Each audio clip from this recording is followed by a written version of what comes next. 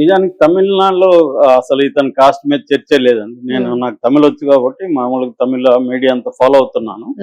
So తమిళ మీడియాలో ఎక్కడ కూడా విజయ్ కులం ఏంటి, విజయ్ అమ్మ ఎవరు, విజయ్ నాన్న ఎవరు, ఈ డిస్కషన్ లేదు. ఎందుకంటే వాళ్ళకి అన్ని తెలుసు ఆల్రెడీ.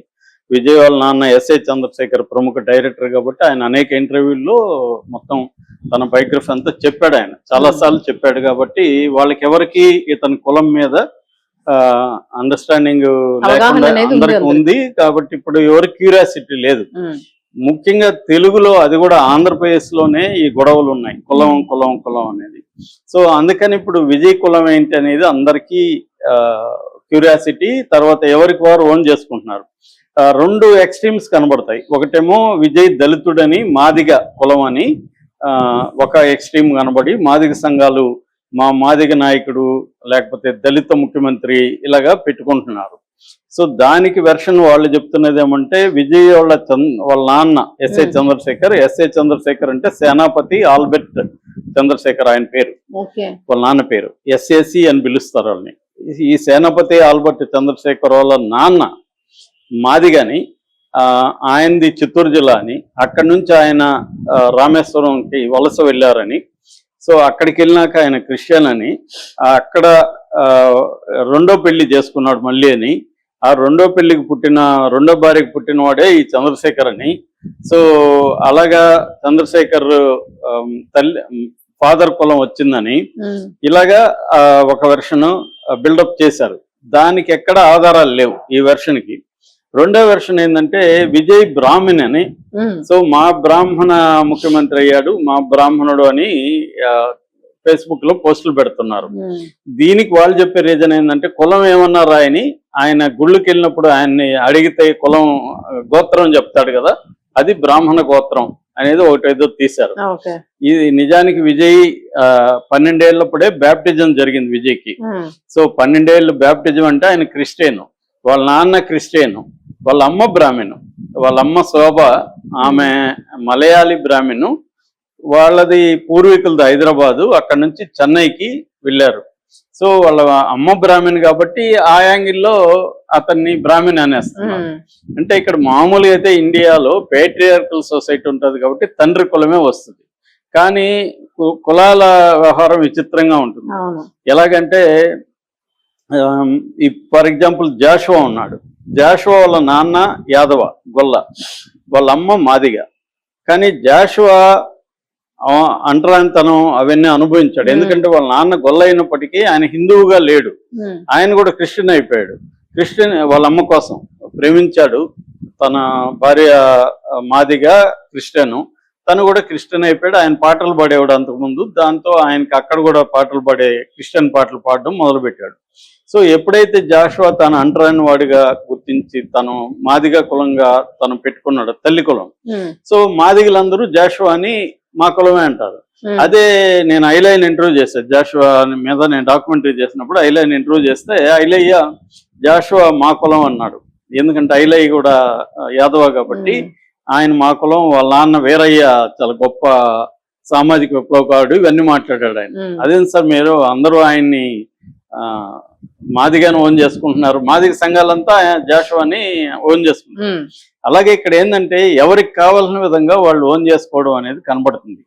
నిజానికి వీళ్ళ నాన్న చంద్రశేఖర్ చాలా పెద్ద సామాజిక విప్లవకారుడు అని చెప్పుకోవచ్చు మనం. ఎందుకంటే ఆయన చిన్నప్పుడే, ఎప్పుడు 74లో విజయ్ పుడితే 80ల నాటికే ఆయన స్కూల్లో చేర్చేటప్పుడు కులం అనే చోట, మతం అనే చోట తమిళ్ అని రాశాడు.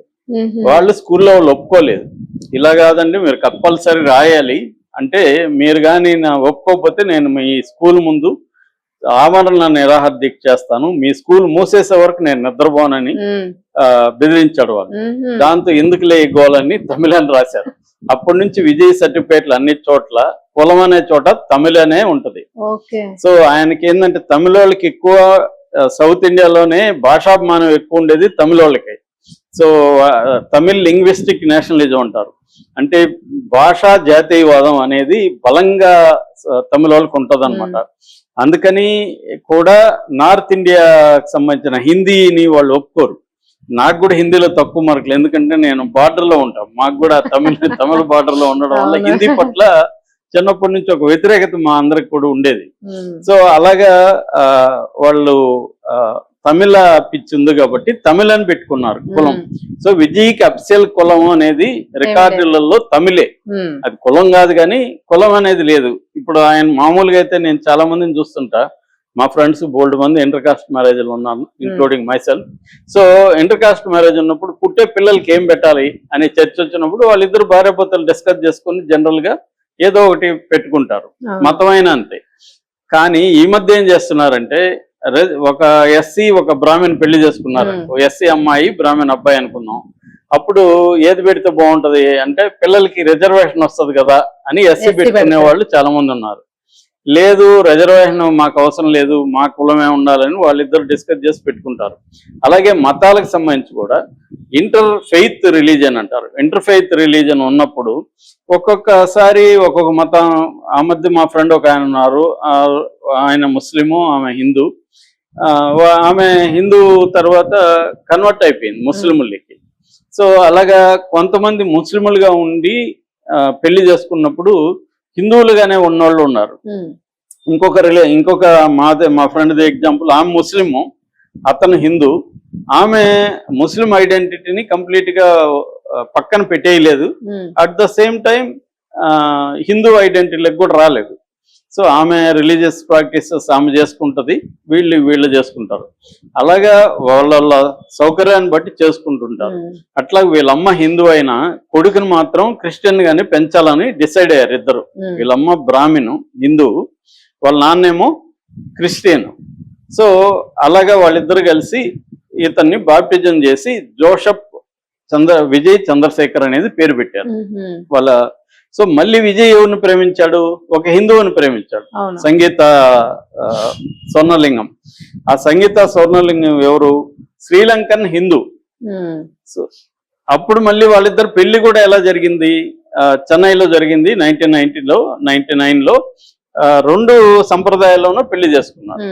ఇప్పుడు మనకి ఇక్కడ సమంత నాగ చైతన్య పెళ్లి కూడా రెండు సంప్రదాయాల్లో చేసుకున్నారు, సమంత క్రిస్టియన్. సో ఇవాళ ఇంటర్ కాస్ట్ మ్యారేజ్లు అనేవి జరిగిపోయినాక ఏ కులం అనేది మీనింగ్లెస్ అసలు.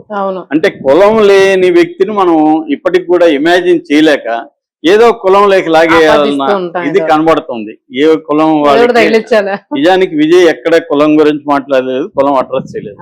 కానీ ఇంకొక ఇదేంటంటే అతను వాళ్ళ నాన్న వెల్లలార్ కులం అనేది అఫ్సల్ గా చెన్నై గాని తమిళనాడు అంతా కూడా వెల్లలార్ కుటుంబం అంటారు. వెల్లలార్ అనేది ఇక్కడ ఒక కాపు లాంటిది, అనేక సబ్ కాస్ట్లు ఉంటాయి వెల్లలార్లో. సో వెల్లలార్ అనేది అక్కడ బీసీ కింద ఉంది. కానీ మామూలుగా సోషల్ పరంగా అంటే ఎకనామిక్ పరంగా చూస్తే అది ఒక కమ్మారెడ్డి లాంటి డామినెంట్ అగ్రికల్చర్ కాస్ట్ అనమాట తమిళనాడులో. సో అది ఆయన యాక్చువల్. మరి ఇప్పుడు ఆయన క్లెయిమ్ చేసుకునేట్టుకుంటే కొడుక్కి వెళ్ళలారని రాసి ఉండేవాడు, లేదు వాళ్ళమ్మ బ్రాహ్మణ్ లాగా నా కొడుకుని పెంచుతాం అనుకొని ఉంటే బ్రాహ్మణ్ అని రాసి ఉండేది విజయ్కి. ఇవేవి కాకుండా వాళ్ళు కులం లేకుండా ఇచ్చేశారు. ఈ మధ్యనే ఒక సభలో ఒక ప్రెస్ మీట్ లో, ఒక సినిమా ప్రెస్ మీట్ లో, సమయ అనుకుంటా సినిమా పేరు, ఆ ప్రెస్ మీట్ లో సాయం అనే ఒక సినిమా ప్రెస్ మీట్ లో